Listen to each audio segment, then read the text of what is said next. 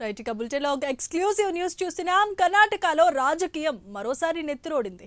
బళ్ళారిలో రెండు రాజకీయ వర్గాల మధ్య జరిగిన ఫ్యాక్షన్ గొడవ ఒక నిండు ప్రాణాన్ని బలి తీసుకుంది. కానీ ఈ కథ ఇక్కడితో ఆగలేదు. ఈ రాజకీయ దాహానికి శాంతి భద్రతలను కాపాడాల్సిన ఒక ఐపీఎస్ అధికారి బలైపోయాడు. అధికార పార్టీకి వ్యతిరేకంగా కాల్పులు జరిగాయన్న ఒకే ఒక్క కారణంతో ఆ ఎస్పీని సస్పెండ్ చేసింది ప్రభుత్వం. ఈ అవమానాన్ని తట్టుకోలేక ఆ అధికారి ఆత్మహత్యాయత్నం చేశాడు. కర్ణాటకలో ఖాకీ చొక్కాపై ఇద్దరు చేస్తున్న ఈ దాడికి అడ్డు అదుపు లేకుండా పోతోందా? రాజకీయ నాయకుల కోసం అధికారులను బలి చేయటం ఎంతవరకు సమంజసం? అసలు ఆ రోజు రాత్రి బళ్ళారిలో ఏం జరిగింది? ఇలాంటి మరిన్ని అప్డేట్స్ పై అందించడానికి డిప్యూటీ ఇన్పుట్ ఎడిటర్ వాసు కూడా లైవ్ లో సిద్ధంగా ఉన్నారు. వాసు, చెప్పండి.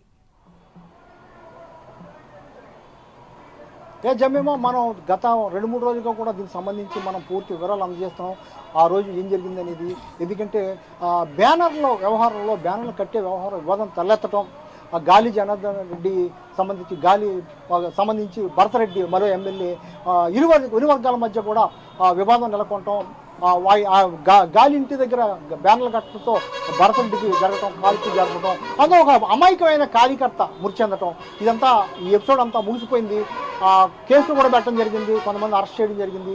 ఈ నేపథ్యంలో అధికార పార్టీకి చెందిన వాళ్ళ మీద కాల్పులు జరపడానికి కారణమైన ఎస్పీ పవన్ నిజ్జార్, అసలు ఆ ఎస్పీ ఉదయమే ఛార్జ్ తీసుకున్నారు, సాయంత్రం కల్లా సస్పెండ్ చేశారు.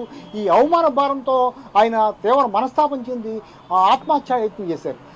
ఇది చాలా దేశవ్యాప్తంగా కూడా చర్చనీయాంశంగా మారింది.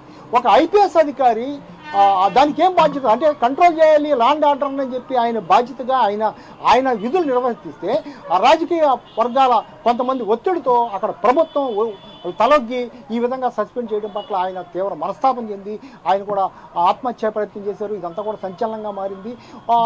రెండు రాజకీయ వర్గాల మధ్యనటువంటి వివాదం ఈ విధంగా మారటం పట్ల అయితే రాజకీయాల్లో కూడా కలకలం రేపుతుంది.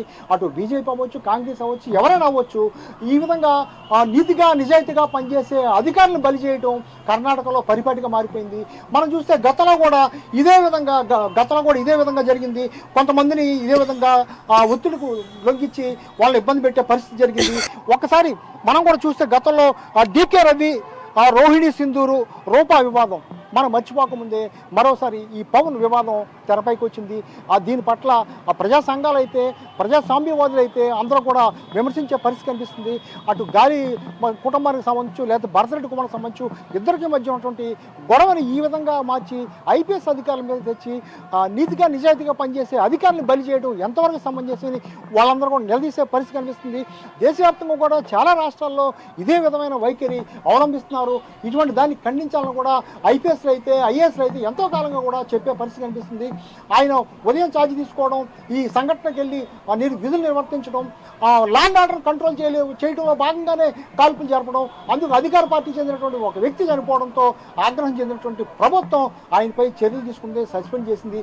దాని అవమాన భారంతో ఆయన అయితే ఆత్మహత్య చేయడం మొత్తం పోలీసు వ్యవస్థలోనే, కర్ణాటక పోలీసు శాఖలోనే సంచలనంగా మారింది.